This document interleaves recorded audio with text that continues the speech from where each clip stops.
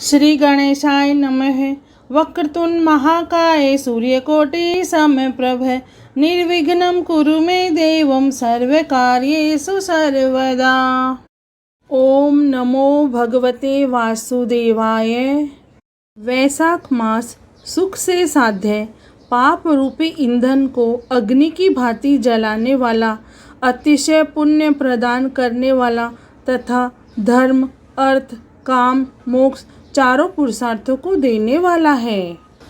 यह वैशाख मास भगवान श्री विष्णु को अति प्रिय है। इस मास में किया गया जप, तप, दान का अक्षय फल प्राप्त होता है। हम रोज एक अध्याय सुनेंगे। वैशाख मास महात्म का 19वां अध्याय प्रारंभ करते हैं। श्रुतिदेव कहने लगे कि वैशाख मास महात्म का फल और भी है, सुनो। पांचाल देश के राजा भूरियस का पुत्र पुरुयस नाम वाला अत्यंत पुण्य आत्मा तथा बुद्धिमान था। पिता के मरने पर वह राजा बना। वह धर्म पूर्वक पृथ्वी पर राज्य करता था। इस कारण उसकी सब संपत्ति नष्ट हो गई। इस प्रकार उसको बलहीन देखकर उसके कई एक शत्रु राजाओं ने उस पर आक्रमण कर दिया। बेचारा राजा परास्त होकर अपनी शिखनी, रानी और कुछ साथियों के सहित पर्वत की एक ऐसी गुफा में छिप गया जिसका रास्ता कोई नहीं जानता था। राजा ने बड़ी व्याकुलता से वहाँ पर 53 वर्ष व्यतीत किए। अब राजा के मन में यह चिंता उत्पन्न हुई कि मैं जन्म और कर्म से तो शुद्ध हूँ। मैंने जन्म भी अच्छे कुल में लिया, परंतु न जाने मेरे सब पौरुष कहाँ गए। मैंने ऐसा कौन सा पाप किया है जिससे यह घोर दरिद्रता व पराजय हुई तथा वनवास के दुख सहने पड़ रहे हैं। इस प्रकार वह राजा अपने गुरु का स्मरण करने लगा। तब राजा के स्मरण करते ही 2 मुनीश्वर याज और उपयाजक नाम वाले वहां आकर उपस्थित हुए। वनवास से दुखी, राजचिन्ह से हीन, वन के मार्ग को न जानने वाला वह राजा थोड़ी देर चुपचाप खड़ा रहा और फिर रोता हुआ उनके चरणों में गिर गया। तब दोनों मुनियों ने पकड़कर राजा को उठाया। इसके पश्चात राजा ने वन के पुष्पों से विधिवत उनका पूजन किया। जब वह दोनों बैठ गए तो राजा ने बड़ी नम्रता से उससे प्रश्न किया कि महाराज, मैं जन्म से शुद्ध हूँ, पितरों और देवताओं का भी पूजन करता हूँ, पाप से डरता हूँ, प्राणियों पर दयावान हूँ, गुरु की भक्ति में प्रीति रखने वाला हूँ। फिर क्या कारण है कि मैं ऐसा दरिद्री हो गया हूँ? मेरा सब कुछ नष्ट हो गया है। शत्रुओं ने मुझको जीत लिया। वन का वासी अकेला क्यों रह गया? मेरे पुत्र, पौत्र, भाई, बंधु कोई नहीं रहा।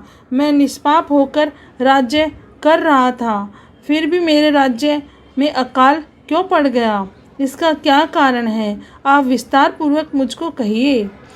राजा के ऐसे वचन सुनकर थोड़ी देर सोचकर वह दोनों मुनि याज और उपयाजक कहने लगे कि हे राजन, तू अपने दुख का कारण सुन।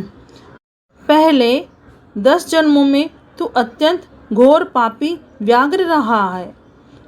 10वें जन्म में भी तू बड़ा कठोर हृदय व्याघ्र का जन्म धारण कर प्राणियों का वध करने में यमराज के तुल्य था। जब 10वें जन्म में तू गौड़ देश में था और अपने घोर एवं बुरे कर्मों में लगा हुआ यात्रियों को निर्दयता से कष्ट दिया करता था, तो उसी समय धूप से व्याकुल 2 बड़े धनवान वेश्य और वेद और वेदांगों को जानने वाले कर्षण नाम वाले मुनि वहां आए। इनको आता देखकर तू धनुष बाण लेकर उनका रास्ता रोककर खड़ा हो गया। फिर उनमें से एक वेश्य को मारकर तूने सब धन छीन लिया।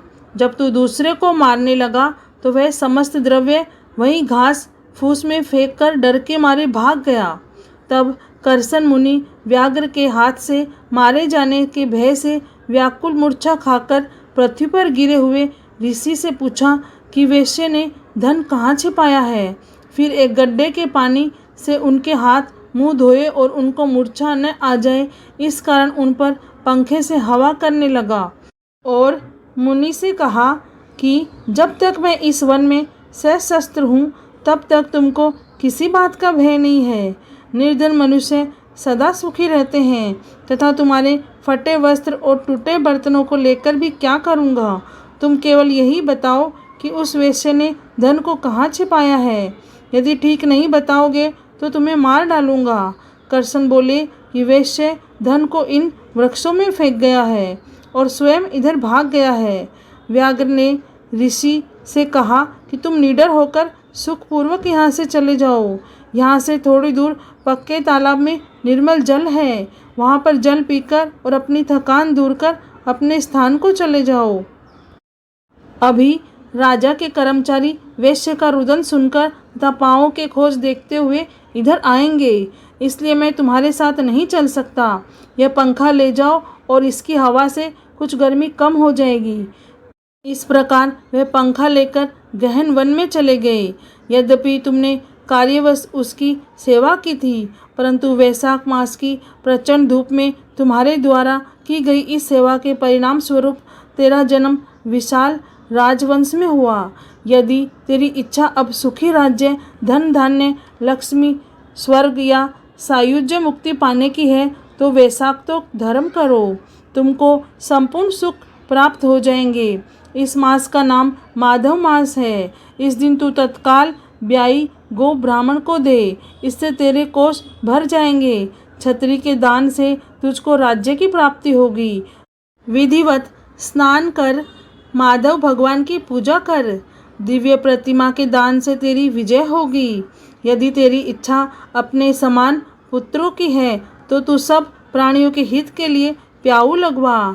हे राजन, इंद्र वैशाखोक्त सब धर्मों के समस्त लोग तेरे वश में हो जाएंगे।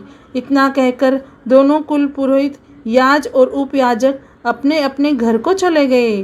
तब महापराक्रमी राजा कुल पुरोहित की कथा अनुसार वैशाखोक्त धर्म और भगवान की पूजा करने लगा, जिसके प्रभाव से राजा ने अपनी बची हुई सेना को लेकर पांचाल नगरी में प्रवेश किया। इस प्रकार राजा पुरुयस ने अपना खोया हुआ सारा राज्य पुनः प्राप्त कर लिया। वैशाख मास महात्म का 19वां अध्याय पूर्ण हुआ। ओम नमो भगवते वासुदेवाय। जय श्री कृष्ण, जय श्री राम।